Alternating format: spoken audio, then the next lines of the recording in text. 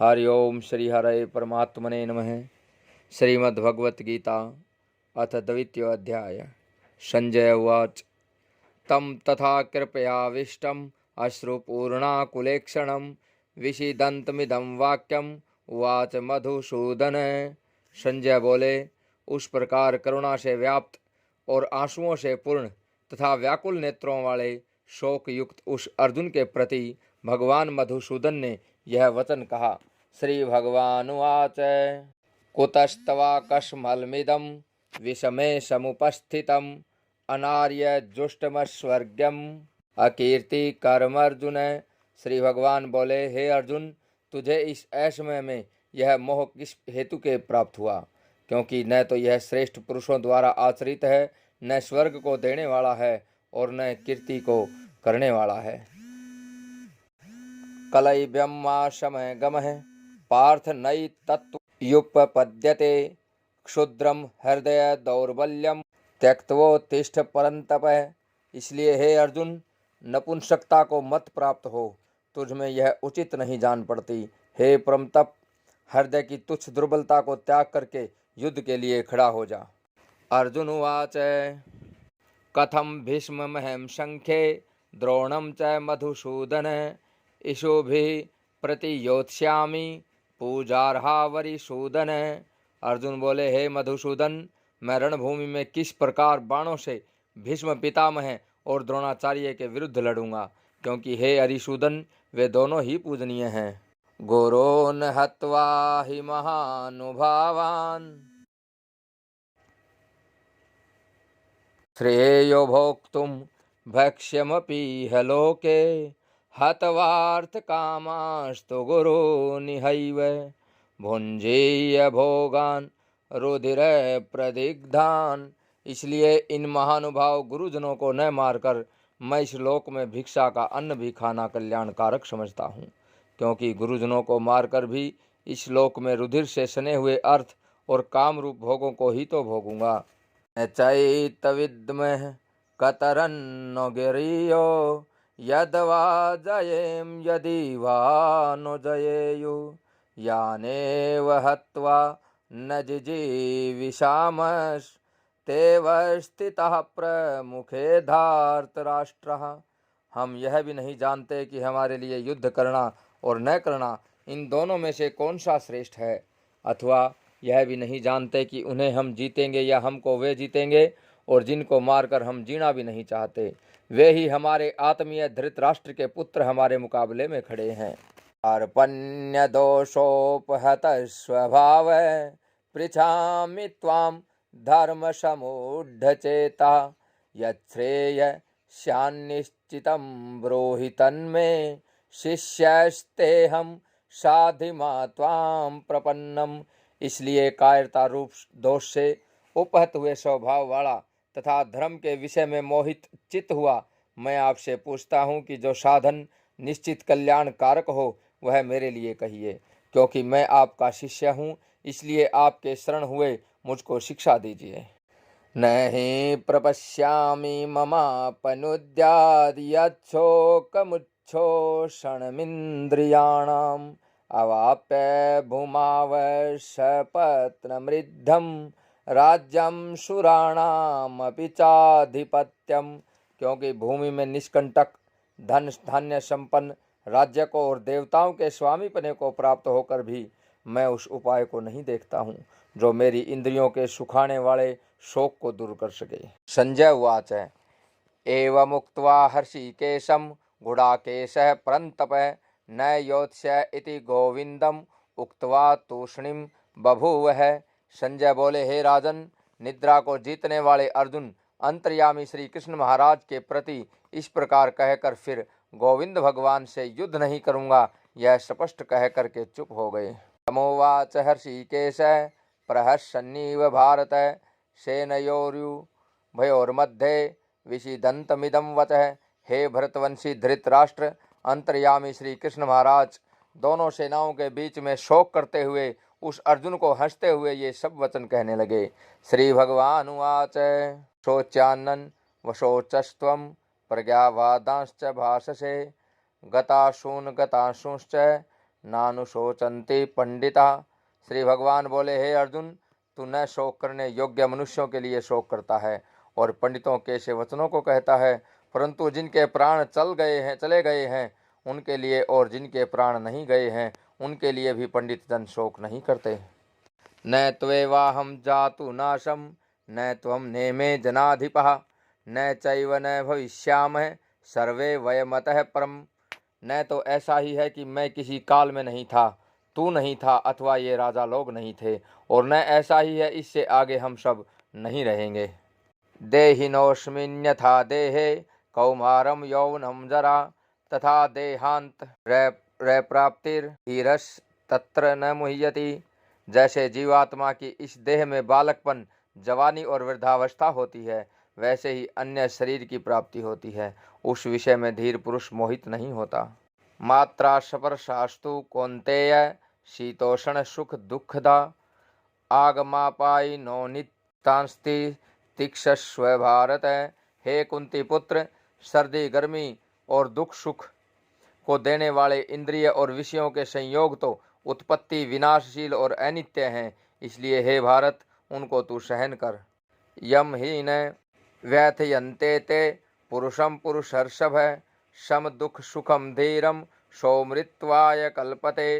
क्योंकि हे पुरुष श्रेष्ठ, दुख सुख को समाने वाले जिस धीर पुरुष को ये इंद्रिय और विषयों के संयोग व्याकुल नहीं करते, वह मोक्ष के योग्य होता है।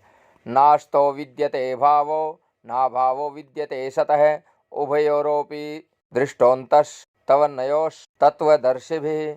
असत वस्तु की तो सत्ता नहीं है और सत का अभाव नहीं है, इस प्रकार इन दोनों का ही तत्वज्ञानी पुरुषों द्वारा देखा गया है।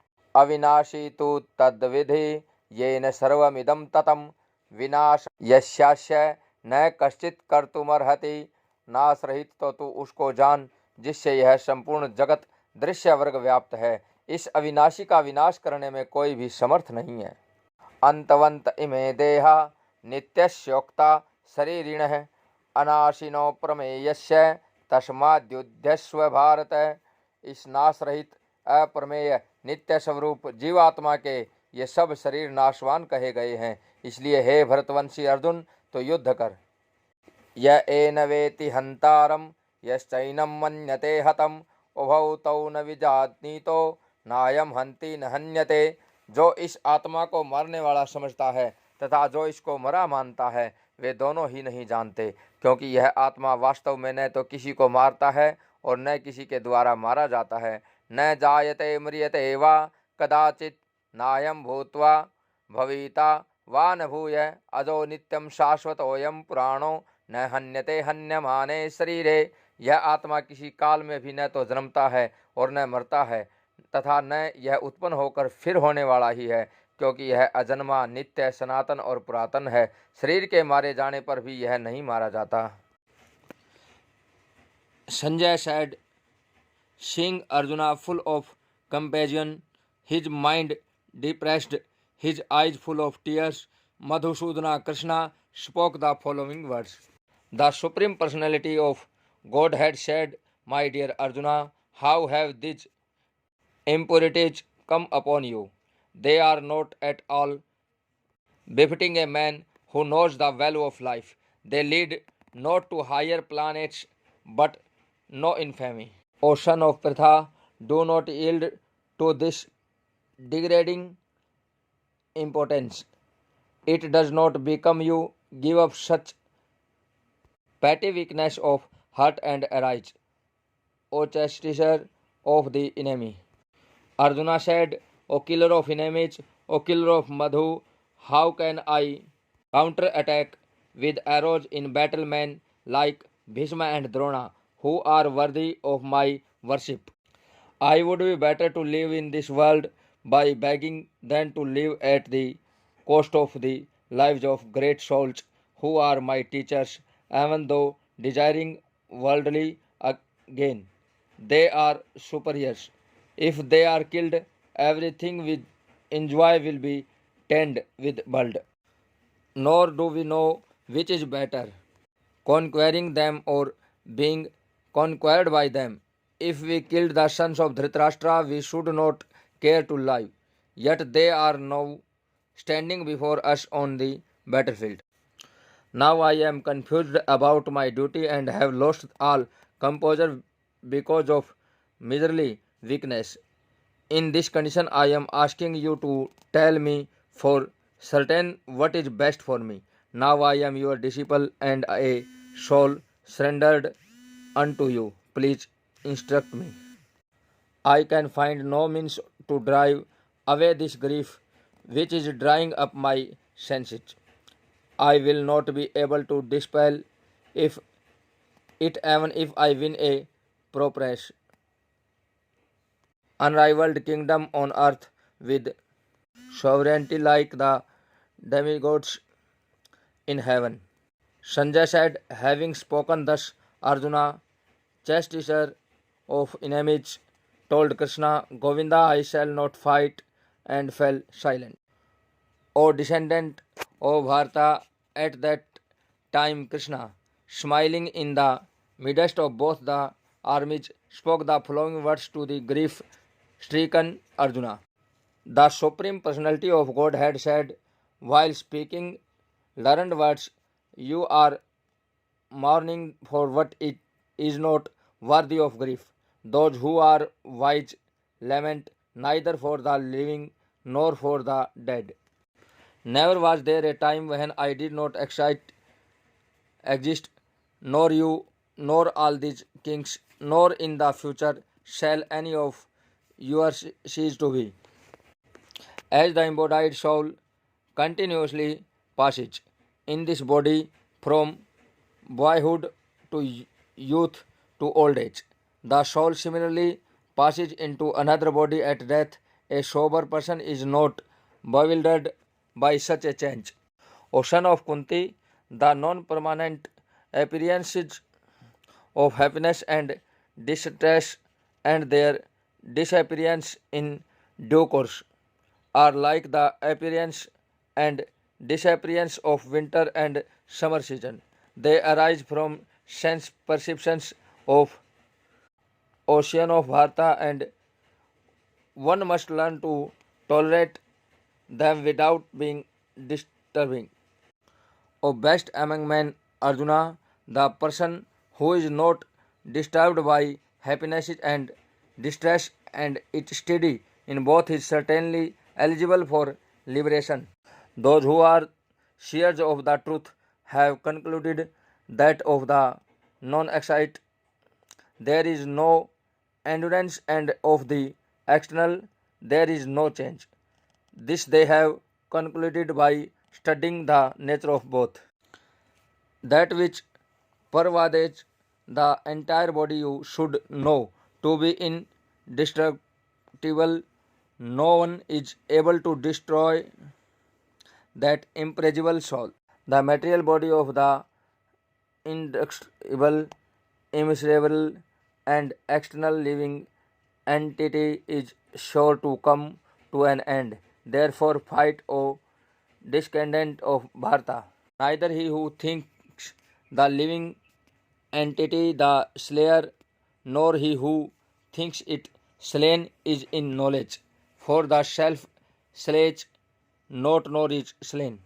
For the soul there is neither birth nor death at any time. He has not come into being, does not come into being, and will not come into being. He is unborn, external, ever exciting, and primeval. He is not slain when the body is slain.